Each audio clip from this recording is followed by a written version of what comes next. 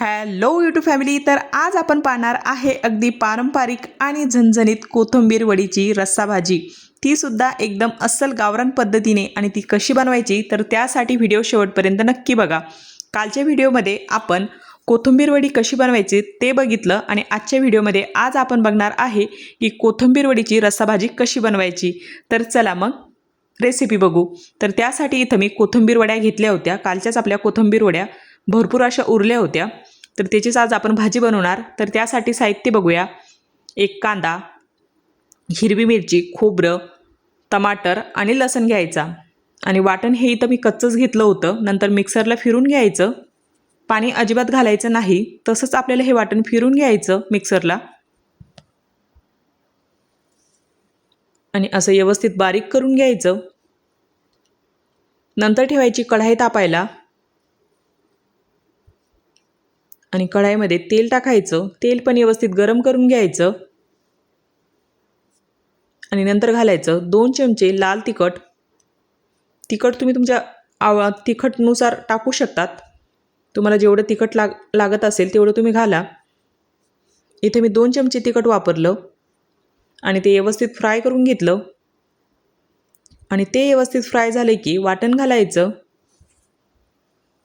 आणि इथं आपण कच्चंच वाटण घेतलं होतं म्हणून व्यवस्थित फ्राय करून घ्यायचं, छान असं तेल सुटेपर्यंत.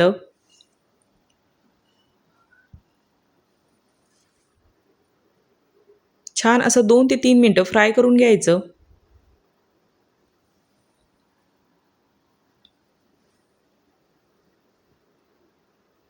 आणि हे बघा असं हलकं तेल सुटायला लागलं होतं. नंतर अंबारी मसाला 1 चमचा आणि ते पण व्यवस्थित फ्राय करून घ्यायचं.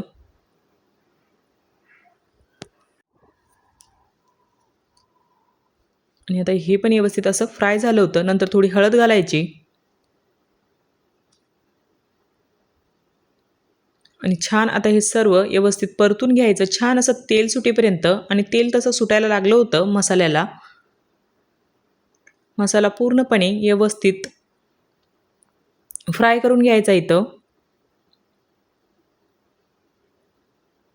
आणि मसाला फ्राय झाला की नंतर पाणी घालायचं आणि छान आता 2 मिनटं ह्या मसाला पाण्यामध्ये शिजून घ्यायचा.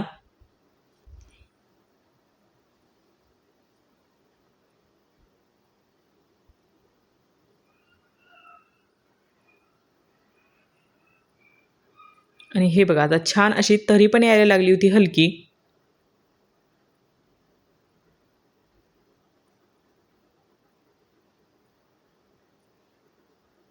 नंतर आपण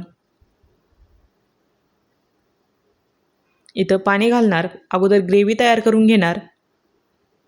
कोथिंबीर वडीसाठी आपल्याला अगोदर ग्रेव्ही तयार करून घ्यावी लागते. आणि नंतर इथं मी 1.5 ग्लास पाणी घातलं होतं.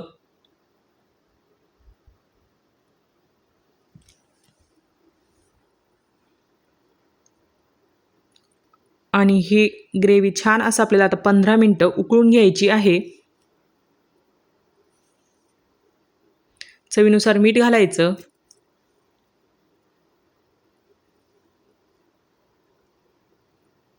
आणि 15 मिनटं छान अशी उकळून घ्यायची.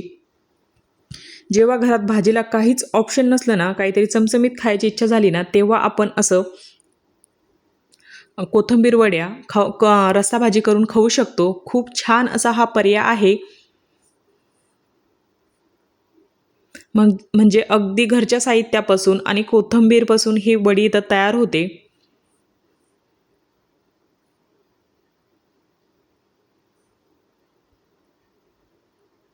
आणि छान अशी आता ग्रेव्ही इथं मी उकळून घेतली. एक 15 मिनटं ग्रेव्हीला छान असं उकळून घ्यायचं. आणि हे बघा ग्रेव्हीला पण असा छान असा आपला कलर आला होता.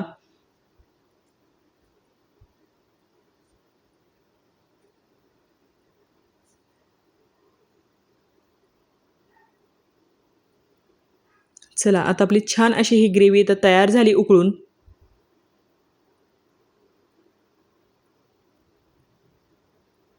नंतर यामध्ये आपण कोथिंबीर वड्या घालणार. छान अगोदर अशी ग्रेव्ही उकळून घ्यायची. कोथिंबीर वड्या आपण अगोदरच फ्राय करून ठेवल्या होत्या म्हणून एवढा जास्त काही वेळ लागत नाही त्याला. आणि कालच्या व्हिडिओमध्ये तुम्ही कोथिंबीर वड्या बघितल्या असेल की त्या कशा बनवायच्या.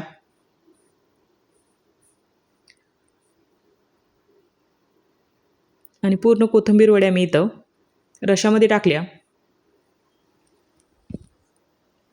आणि फक्त आता आपल्याला हे 5 मिनटं उकळून घ्यायचं आहे.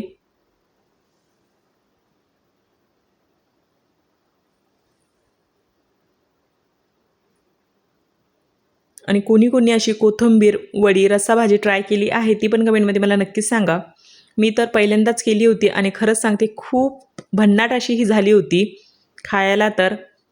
आणि श्रावणमध्ये जे नॉनव्हेज खात नाही ना तर त्यांच्यासाठी तर खरंच खूप भारी असं हे ऑप्शन आहे आता श्रावणमध्ये नॉनव्हेज खव्यांसाठी.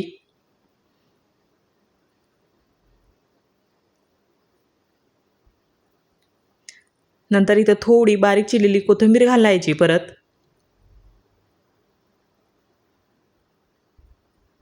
आणि बघा किती छान आपल्या ह्या वड्या दिसत होत्या. अजिबात त्या रशामध्ये विरघळल्या नाही. नंतर थोडी बारीक चिरलेली कोथिंबीर घालायची.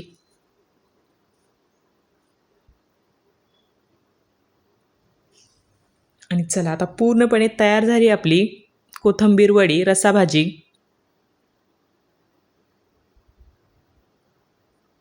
नंतर इकडे आपण प्लेटिंग करून घेऊया.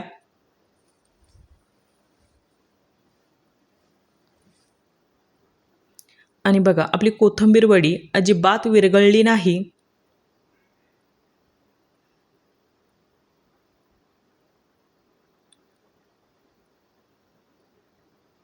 मग तुम्ही कधी करताय कोथिंबीर वडी रस्सा भाजी ते पण कमेंटमध्ये मला नक्कीच सांगा.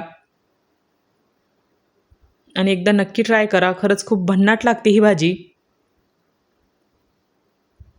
अगदी कमी मसाल्यामध्ये आणि कमी वेळेमध्ये होणारी ही भाजी. चला आता आपली प्लेटिंग तर झाली इथं. आणि बघा किती छान आपली ही भाजी इथं दिसत होती.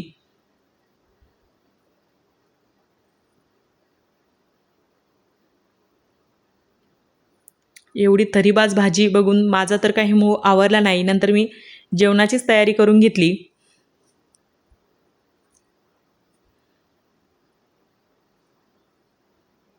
नंतर इकडं मी जेवणाचं ताट पण रेडी केलं होतं.